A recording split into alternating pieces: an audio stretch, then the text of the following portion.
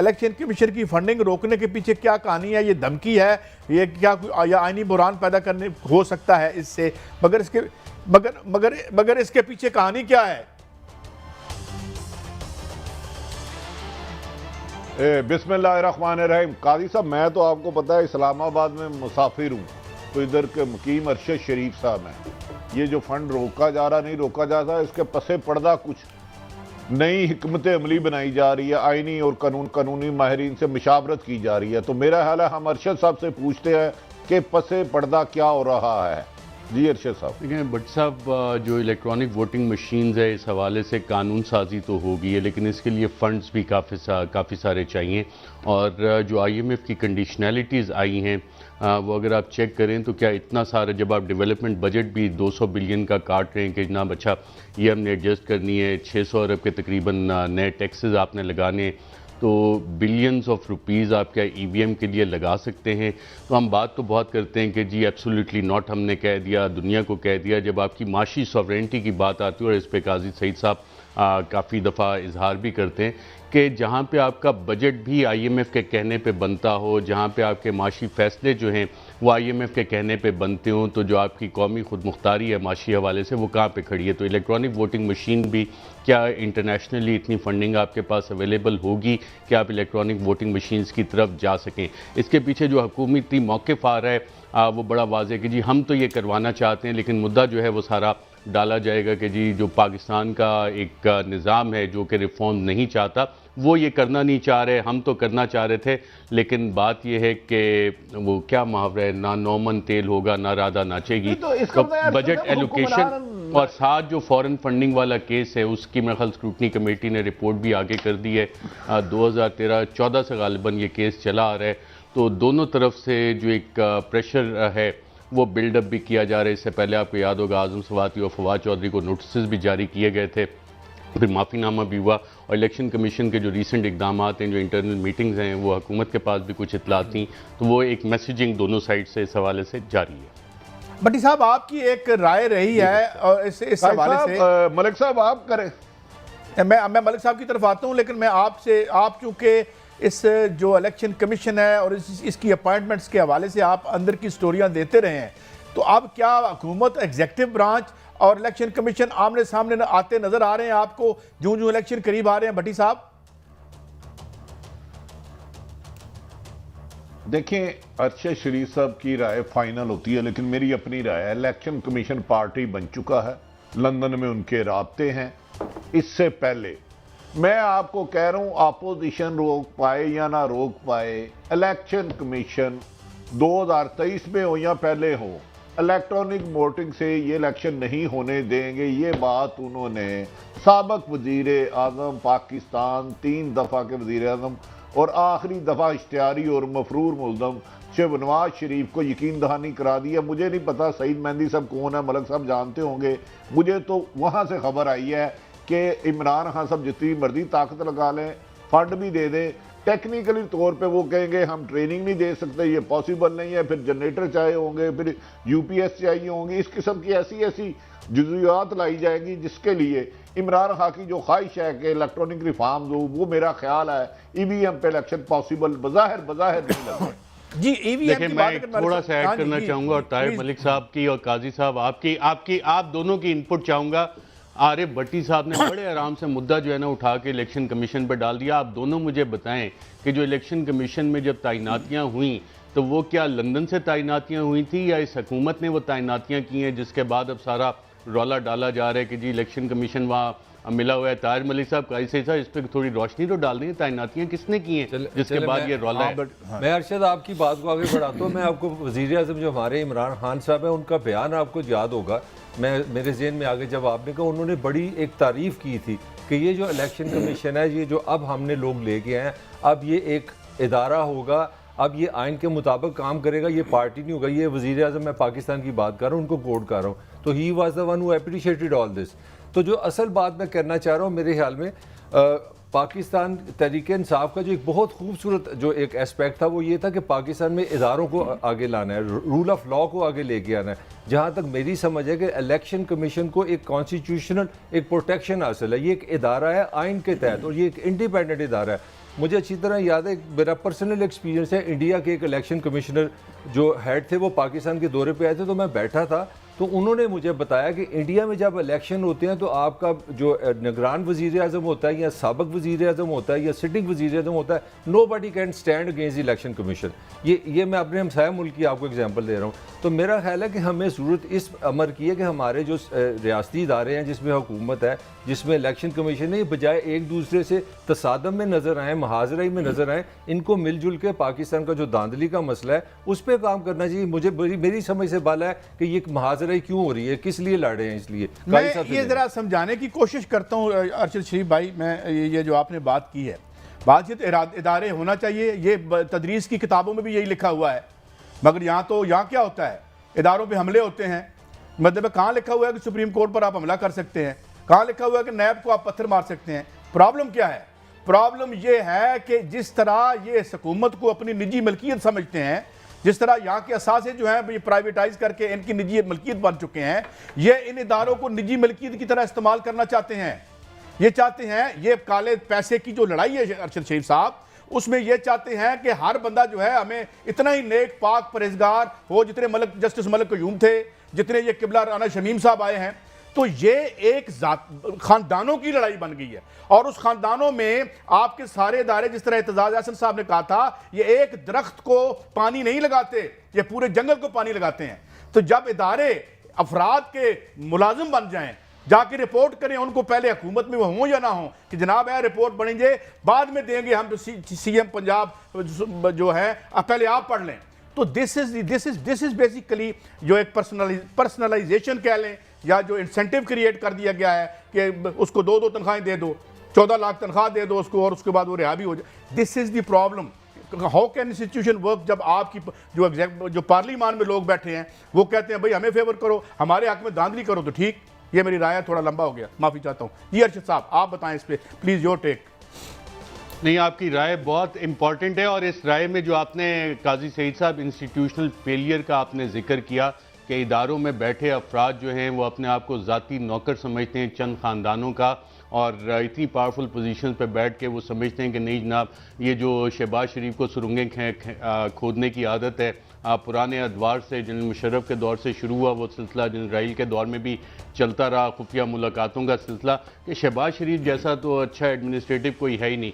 और दोनों भाई ये मिल के गेम खेलते हैं, गुड कॉप बैड कॉप का, वहाँ से प्रेशर बिल्ड करते हैं, और उसके बाद सारी जो चीज़ फोकस होती है कि जनाब हमें बाइज्जत बरी किया जाए, हम अगर आएंगे तो मुल्क चल सकता है, हम नहीं होंगे तो ये मुल्क नहीं चल सकता। और आपने बहुत अच्छी बात की कि ये सिर्फ एक दरख्त को पानी नहीं देते, जंगल के तमाम दरख्तों को ये पानी दे के वहाँ पे लगाते हैं, और इन्हीं के लिए काम करता है ये सारा निज़ाम। तो इस निज़ाम का फिर सलूशन क्या है? क्या सलूशन फिर ये है कि जो आपने पार्लियामेंट का भी जिक्र किया कि एक नेशनल सिक्योरिटी काउंसिल जो है कॉन्स्टिट्यूशनल, उसके पास तरीका है, उसी के ज़रिए फिर मुल्क को चलाया जाए, जहाँ पे आपके सर्विस चीफ भी बैठें, या फिर प्रेसिडेंशियल सिस्टम में की तरफ जाया जाए, क्या किया जाए? ये वाली चीज़ें अब सोचने की हैं कि गवर्नेंस के मामलात हैं सारे, और अगर नेशनल सिक्योरिटी काउंसिल है उसमें क्या चीफ जस्टिस को भी हिस्सा बनाया जा सकता है? ये वो अब अहम सवालात हैं कि अगर आपको इंस्टीट्यूशनल फेलियर नज़र आ रहा है, क्राइसिस ऑफ गवर्नेंस बढ़ता जा रहा है, आपकी नेशनल सॉवरेनिटी जो है वो IMF के कहे बगैर आप बजट नहीं बना सकते,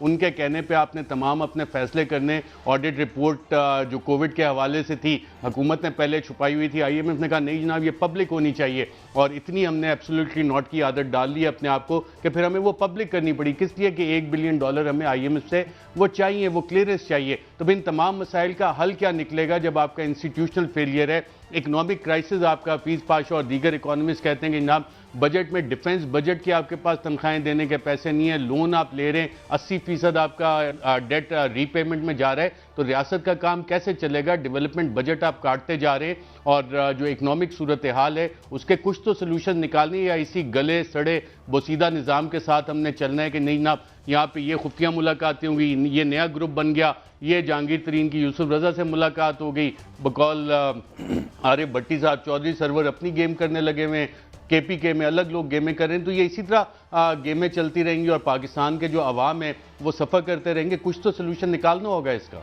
भट्टी साहब सोल्यूशन आप दें, आप मुझे, हम फिर बाद में बोलेंगे और मलिक साहब से भी पूछूंगा। देखें कादी साहब, मेरे भाई अरशद शरीफ ने रूल ऑफ लॉ की बात की। हमारी 70 साल की हिस्ट्री है रूल करना लॉ के बगैर। तो मेरे भाई लॉ तो आपने रहने नहीं दिया। आप तो मुंतखब वज़ीर आज़म को फांसी लगा देते हो, आप तो पकड़ के अंदर कर देते हो। रूल ऑफ लॉ का से आ गया। हाँ, अब देखना यह है कि वज़ीर आज़म साहब ने जो एग्रीमेंट किए थे उन्होंने सोच समझ के इलेक्शन कमीशन को कहा होगा इलेक्ट्रॉनिक रिफॉर्म कराओ। अब इम्तहान उनका है, जो रिसोर्सेज चाहिए ये वज़ीर आज़म की जिम्मेदारी है, उनको मुहैया करे, वो ना करे। तो आप इसी रूल ऑफ लॉ के तहत, मुझे थोड़ा सा धीमा धीमा याद है, पिछले दिनों डस्के इलेक्शन हुआ था, एसी के घर बंदे अगवा करने की प्लानिंग गई, डीपीओ उस वक्त का और सीएम पंजाब हदायत देता था। तो इधर रूल ऑफ लॉ क्या करेगा जब आप रिटायरिंग अफसर ही अगवा करके ले जाएंगे? भाई जब तक आप सिलेक्टेड एहतसाब करेंगे, उन दो खानदानों ने मुल्क को बेपनाह लूटा, इसमें दो राय कोई नहीं। टीटी फलूदे वाले मरने वाले के 20,000 रुपये आए, लेकिन किसको सजा हुई? कादी साहब मुझे बता दें, रूल है कहाँ? लॉ सॉरी कहाँ है? रूल तो कर रहे हैं हम पे, कभी डिक्टेटर कर रहे हैं, कभी पीटीआई कर रही है, कभी नून कर रही है। तो इस मुल्क में इसी तरह चलेगा, पुरानी तरह पे काम करेंगे। अच्छा, मैं मलिक साहब आपकी तरफ आता हूँ, लेकिन बड़ी खूबसूरती से अरशद शरीफ साहब ने और भट्टी साहब ने इसको रीफ्रेज कर देता हूँ मुख्तसरन, कि ये जिन लोगों की तरफ इशारा किया अरशद साहब ने भी और भट्टी साहब ने भी, ये वो लोग हैं जो असम्बलियों में बैठे हुए हैं। ये वो लोग हैं जिस मुल्क का 80% जो इसका रियासती स्ट्रक्चर और इंडस्ट्री है उसको कंट्रोल करते हैं। सैनेट इनके पास है और ये मतलब ये एक तबका है। अब इन्होंने ठीक करना है, वो पार्लिमान हो, वो सैनेट हो, वो आपकी इस्टेब्लिशमेंट हो या वो आपकी ब्यूरोक्रेसी हो, है तो सब इनके पास ना। इस मुल्क के 80% लोगों के पास तो है नहीं, तो फिर ये ठीक क्यों नहीं कर पाते? आपस में एक दूसरे का भी गिरेबान पकड़ा होता है, खाते भी इकट्ठे ही हैं, चक्कर क्या है? नहीं, ये ठीक करना ही नहीं चाहते, ये इनको तो सूट कर दे ये सिस्टम। मेरी तो आपसे पहले बहस ही नहीं है। मेरा सिंपल सा एक सवाल है, पाकिस्तान में अगर जमहूरियत है, अगर आप डेमोक्रेसी का सिस्टम यहाँ पे लेके हैं, ये मेरी राय आप डिसएग्री कर सकते हैं। मैं आपको एक स्टेटमेंट देता हूँ, 1947 में ये मुल्क बनता है, 2021 है, ये मैं स्टेटमेंट दे रहा हूँ एज ए सिटीजन। इस मुल्क में एक इलेक्शन नहीं हुआ जिस पे आप कह रहे हैं कि ये मुनसिफाना इलेक्शन है जिस पे कंसेंसस हुआ। एक इलेक्शन 1970 का आपने बड़ा शोर डाला, जो बड़े 6 इलेक्शन हो गए, किसका कंसेंसस नहीं हुआ? मतलब पार्टियों सारियों ने एक्सेप्ट ही नहीं किया, रिजल्ट ही नहीं मिला। हम हमेशा लड़ते रहे। हमारा कंसिस्टेंट एक मसला रहा है कि हमने आज तक कोई पाकिस्तान में, ये मेरी राय है कि पाकिस्तान में कोई हुकूमत ना वोट से बनी है ना वोट से गई है। तो जब आप जमहूरियत के नाम पे इतना बड़ा एक मजाक 70 साल से कर रहे हैं, तो इसके अंदर से आप क्या निकालेंगे? जहाँ तक रियासत की बात है, आई डिसएग्री विद अरशद। इस रियासत ने फैसला किया कि पंजाब में शादी को ख़त्म करना है, 10 बजे के बाद शादी नहीं हो सकती, हो गई। मेरा नहीं ख्याल था कि मैं लाहौर का रहने वाला हूँ, यहाँ बसंत भट्टी साहब से पूछे, बसंत ये खा गई रियासत। जहाँ पे ये जो कुछ करना चाहते हैं ये फ़ौरन कर लेते हैं, ये चाहते ही नहीं है। मैं आपको चैलेंज करता हूँ, इस रियासत के पास पूरे वसाइल हैं कि फेयर इलेक्शन कराए, वोट से लोगों को लेके आए और वोट से लोगों को निकाले। अगर आपने पाकिस्तान सही करना है, अगर आपने पाकिस्तान इस तरह ही चलाना है, तो बेहतरीन सिस्टम है, ये ऐसे ही चलता रहेगा और हम टॉक शो करते रहेंगे। अरशद साहब ने भी यही, अरशद साहब आपकी तरफ आता हूँ। अब यानी इन्होंने ये कहा है कि उन्होंने अपने मफाद में जो काम करना होता है वो कर लेते हैं, तो मेरे ख्याल में आपकी भी यही राय थी। अब सवाल ये है कि अगर एग्जीक्यूटिव ब्रांच जो बैठी हुई है, सबसे पावरफुल पाकिस्तान के आइन में वो है, एस्टैब्लिशमेंट एक्सेसिस करती है, उसको चेक करना उनका काम है, वजारत दफा है, सेक्रेटरी दफा है। अब बात यह है कि ये सारे लाइन बना के खड़े होते हैं, जिस दिन भीख नहीं आती कासे में उस दिन रौला डाल देते हैं, हमें कहते हैं बाहर आ जाओ। ये कैसे ठीक होगा? पार्लिमान की ताकत कैसे बहाल होगी? क्या ये लोग जो कारोबार करते हैं उन्हें इजाजत होनी चाहिए कि वो अंदर बैठ के असेंबली में हमारी जिंदगियों का भी फैसला करें? अरशद शरीफ साहब। बिल्कुल, आपने बहुत अच्छा सवाल किया और ताहिर मलिक साहब भी उसी तरफ इशारा कर रहे हैं। जो आपके वेस्टेड इंटरेस्ट ग्रुप हैं, आप तारीख उठा के देख लें कि पाकिस्तान में जिसको कि अशराफिया कहते हैं, वो बैठ के सिर्फ इन ईवानों का, एग्जीक्यूटिव इंस्टीट्यूशंस का इस्तेमाल ही इसलिए करते हैं कि उनके मुफादात को बचाया जाए।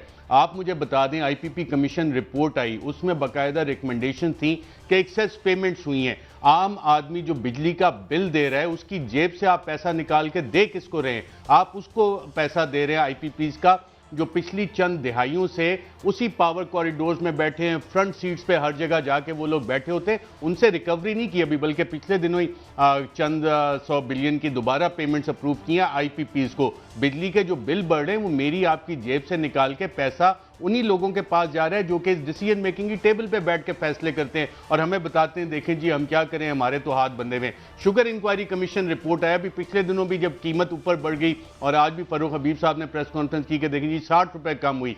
जो शुगर इंक्वायरी कमीशन रिपोर्ट थी उसमें बड़े बड़े लोगों के नाम आए, एक तो आरिफ हमीद भट्टी साहब के दोस्त हैं, उन्होंने बाकायदा तौर पे, बल्कि शायद भट्टी साहब नहीं, उनके खिलाफ कार्रवाइयां हो रही थी। उन्होंने कहा नहीं यार इसको रहने दो, इसके बेटे के साथ मेरे बेटे की नौकरी लगी हुई है, इसको कुछ नहीं कहना। धमकियां भी आई। वो अली जफर की एक रिपोर्ट आनी थी, क्या हुआ उस रिपोर्ट का वो भी आपको नहीं पता लगा कि क्या हुआ।